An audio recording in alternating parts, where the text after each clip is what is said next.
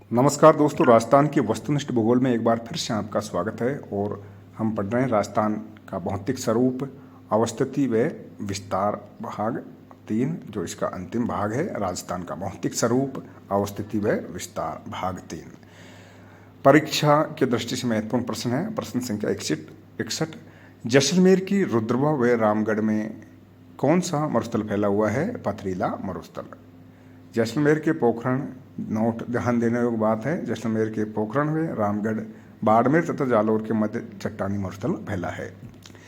जैसलमेर के रुद्रभव व रामगढ़ में है पथरीला मरुस्थल, और जैसलमेर के पोखरण, रामगढ़ व बाड़मेर तथा जालौर के मध्य है चट्टानी मरुस्थल। प्रश्न 62। राजस्थान के संदर्भ में कौन सा गलत है? थार के जो रेगिस्तान हैं उसके विभिन्न रूप वगैरह हैं। जैसे इर्ग क्या है? इर्ग है संपूर्ण रेतीला मरुस्थल, जो राजस्थान के संदर्भ में है। इर्ग है संपूर्ण रेतीला मरुस्थल जो जैसलमेर में पाया जाता है। हम्मादा है संपूर्ण पथरीला मरुस्थल जो जोधपुर में पाया जाता है। रेग है रेतीला और पथरीला मरुस्थल का मिश्रित रूप, जिसे मिश्रित मरुस्थल भी कहते हैं। तो ध्यान रखना तीनों को। इर्ग संपूर्ण रेतीला मरुस्थल जो जैसलमेर में है। हम्मादा संपूर्ण पथरीला मरुस्थल जो जोधपुर में है। रेग रेतीला और पथरीला मरुस्थल का मिश्रण है जो मिश्रित मरुस्थल कहलाता है, रेग। सहारा क्षेत्र के संदर्भ में अगर हम बात करें तो पथरीला मरुस्थल को सहारा क्षेत्र में रेग कहा जाता है, और सहारा क्षेत्र में चट्टानी मरुस्थल को हम्मादा कहा जाता है। ध्यान रखना।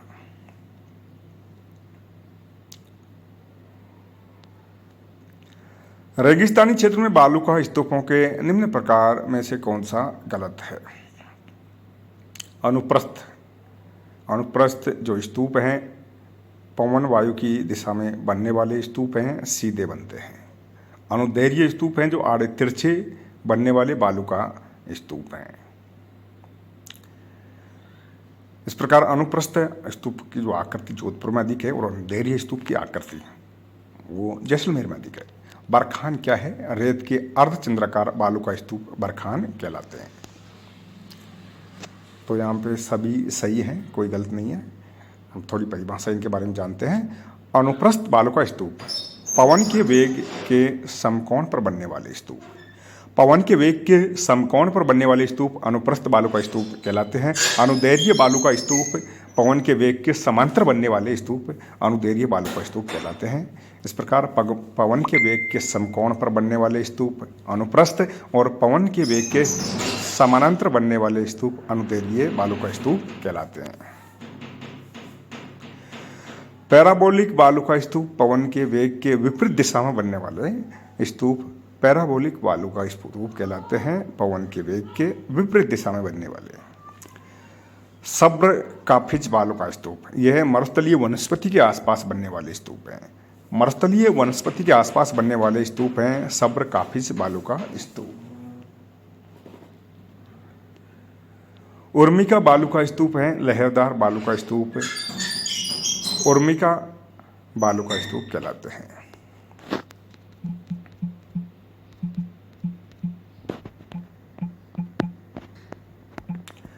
शीप क्या है? पवनों के वेग के कारण लंबे बालू का स्तूप बनते हैं। इनके बीच में कटी आकृति या खाली जगह को शीप कहते हैं। प्रश्न 64। अरावली का सर्वाधिक विस्तार किस जिले में है? अरावली का सर्वाधिक विस्तार उदयपुर जिले में है। अरावली का सबसे कम विस्तार है अजमेर जिले में। अरावली का सर्वाधिक घनत्व है राजसमंद जिले में। ध्यान रखना, अरावली का सर्वाधिक विस्तार उदयपुर में, सबसे कम विस्तार अजमेर में, और अरावली का सर्वाधिक घनत्व है राजसमंद में। अरावली की सर्वाधिक ऊंचाई किस जिले में है? अरावली की सर्वाधिक ऊंचाई सिरोही जिले में है, और सिरोही जिले में अगर स्थान की बात करें तो माउंट आबू सर्वाधिक ऊंचा स्थान है। इसकी पर्वत चोटी है गुरु शिखर, जो राजस्थान में अरावली पर्वतमाला की सबसे ऊंची चोटी है। राजस्थान में अरावली पर्वत की न्यूनतम ऊंचाई है अजमेर में, और किस स्थान पर है? अजमेर में पुष्कर घाटी में। अरावली पर्वतमाला की न्यूनतम ऊंचाई अजमेर में है। अजमेर में अगर किसी स्थान विशेष की बात करें तो सबसे न्यूनतम ऊंचाई है पुष्कर घाटी की। अरावली के अन्य नाम में कौन सा शामिल नहीं है? अरावली के अन्य नाम है मेरू पर्वत, सुमेरु पर्वत, पुराणानी, परिपत्र। तो ये उपर्युक्त दोनों ही शामिल हैं। अरावली के नामों में मेरू पर्वत भी शामिल है, सुमेरु पर्वत भी शामिल है, पुराणानी और परिपत्र भी शामिल है।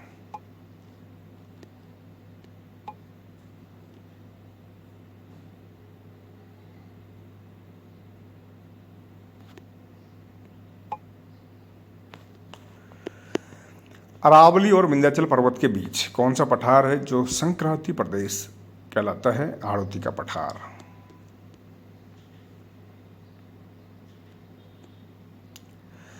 अरावली पर्वतमाला को विंध्याचल पर्वतमाला से अलग करता है हाड़ौती का पठार।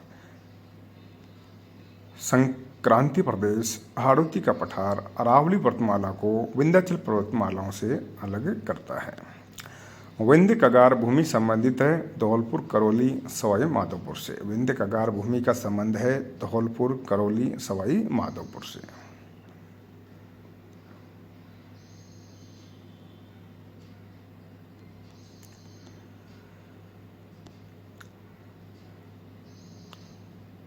राजस्थान का सबसे ऊंचा पठार है उड़िया का पठार।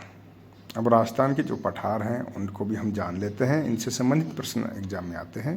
तो राजस्थान का सबसे ऊंचा पठार उड़िया का पठार है, जिसकी ऊंचाई है लगभग 1360 मीटर और ये सिरोही जिले में है।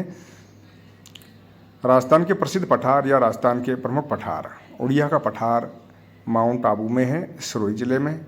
आबू का पठार ये भी माउंट आबू में है, सिरोही जिले में। नंबर 3 है बुखराट का पठार, ये राजसमंद उदयपुर में है।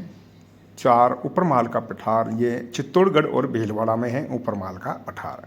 नंबर 5 लसाड़िया का पठार, ये उदयपुर प्रतापगढ़ में है। लसाड़िया का पठार उदयपुर और प्रतापगढ़ में। मेसा का पठार चित्तौड़गढ़ में है, जिस पर चित्तौड़गढ़ का किला बना हुआ है। कांकड़बाड़ी का पठार अलवर में है, बहुत ही महत्वपूर्ण है। कांकड़बाड़ी का पठार अलवर में है। कांकड़बाड़ी का जो किला है अलवर, इसमें औरंगजेब ने दारा सिकोह को कैद करके रखा था। 8वां पठार है मानदेसरा का पठार, जो बहसरोटगढ़ चित्तौड़गढ़ में है। और 9वां है छप्पन का पठार, जो बाड़मेर में है। प्रश्न 74, यह राजस्थान का सबसे ऊंचा पठार है। कौन सा पठार राजस्थान का दूसरा सबसे ऊंचा पठार है? आबू का पठार, ऊंचाई है 1200 मीटर, यह सिरोही जिले में है। तो राजस्थान का सबसे ऊंचा पठार उड़िया का पठार है, सिरोही जिले में। और दूसरा सबसे ऊंचा पठार आबू का पठार है, ये भी सिरोही जिले में है। जरगा पर्वत किस पठार का हिस्सा है? जरगा पर्वत बोराट के पठार का हिस्सा है। राजस्थान का तीसरा सबसे ऊंचा पठार बोराट का पठार है। ये उदयपुर के उत्तर में स्थित कुंभलगढ़ और गोगुंदा के बीच है। बोराट का पठार कहाँ पर है? उदयपुर के उत्तर पश्चिम में कुंभलगढ़ और गोगुंदा के बीच। बहसरोटगढ़ से बिजोलिया के मध्य कौन सा पठार है? ऊपरमाल का पठार। कुंभलगढ़ दुर्ग किस नाल पर बना हुआ है? हाथीगुड़ा की नाल पर। बांसवाड़ा तथा प्रतापगढ़ के मध्य का पहाड़ी भाग किस नाम से जाना जाता है? कांठल प्रदेश के नाम से। बांसवाड़ा तथा प्रतापगढ़ के मध्य का पहाड़ी भाग कहलाता है कांठल प्रदेश। तो ये विभिन्न प्रदेशों के नाम हैं, ये ध्यान रखने योग्य है और इनको हम यहाँ पढ़ा रहे हैं। बांसवाड़ा तथा डूंगरपुर के मध्य का पहाड़ी भाग किस नाम से जाना जाता है? बांसवाड़ा व डूंगरपुर के मध्य का पहाड़ी भाग मेवल प्रदेश के नाम से जाना जाता है। कांठल प्रदेश तथा मेवल प्रदेश के मध्य का भाग, कांठल प्रदेश तथा मेवल प्रदेश के मध्य का भाग कहलाता है भूडोल प्रदेश। सिरोही उदयपुर डूंगरपुर का पहाड़ी भाग कहलाता है भूमट प्रदेश। सिरोही उदयपुर तथा डूंगरपुर का पहाड़ी भाग कहलाता है भूमट प्रदेश। दक्षिण राजस्थान तथा गुजरात के मध्य का सीमावर्ती प्रदेश कहलाता है ईडर प्रदेश। दक्षिण राजस्थान व गुजरात के मध्य का सीमावर्ती प्रदेश कहलाता है ईडर प्रदेश। पुष्कर घाटी तथा नागौर का सीमावर्ती प्रदेश कहलाता है भद्र प्रदेश। सांबर झील से सीकर तक का भूभाग कहलाता है सफाद लक्ष्य। यहाँ से चौहानों की उत्पत्ति मानी जाती है। सज्जनगढ़ अभ्यारण्य में अरावली के टीले नुमा पर्वतों को कहा जाता है हमों की भू। सज्जनगढ़ का अभ्यारण्य में अरावली के टीले नुमा पर्वतों को कहा जाता है हमों की भू। बनास बाणगंगा द्वारा बना मैदान है पीट मांड का मैदान। बहुत ही अच्छा प्रश्न है, लगभग हर एग्जाम में ये पूछा जाता है। संपूर्ण भारत में 142 डेजर्ट ब्लॉक हैं। इनमें से कितने डेजर्ट ब्लॉक राजस्थान में हैं? राजस्थान में है 85 डेजर्ट ब्लॉक।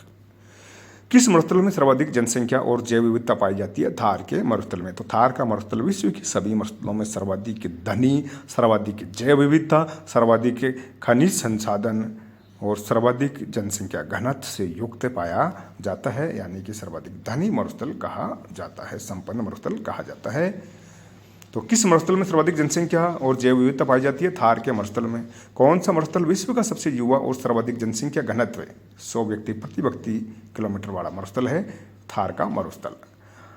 बरखान बालू का स्तूप के मध्य में ऊंटों के आने जाने का रास्ता है, वो कहलाता है कारवा गासी। अंतिम प्रश्न है राजस्थान की भौतिक अवस्थिति, राजस्थान का भौतिक स्वरूप, अवस्थिति और विस्तार का ये जो टॉपिक है उसका अंतिम प्रश्न है। मरुस्थलीय वनस्पति के आसपास बनने वाले स्तूप कहलाते हैं सब्र का फिज बालू का स्तूप। तो ये बहुत ही अच्छे प्रश्न हमने संकलित किए हैं जो प्रतियोगी परीक्षाओं के लिए बहुत ही महत्वपूर्ण है। तो ये अंतिम भाग था राजस्थान का भौतिक स्वरूप, अवस्थिति और विस्तार का। अगला टॉपिक लेके आएंगे थोड़ी देर में।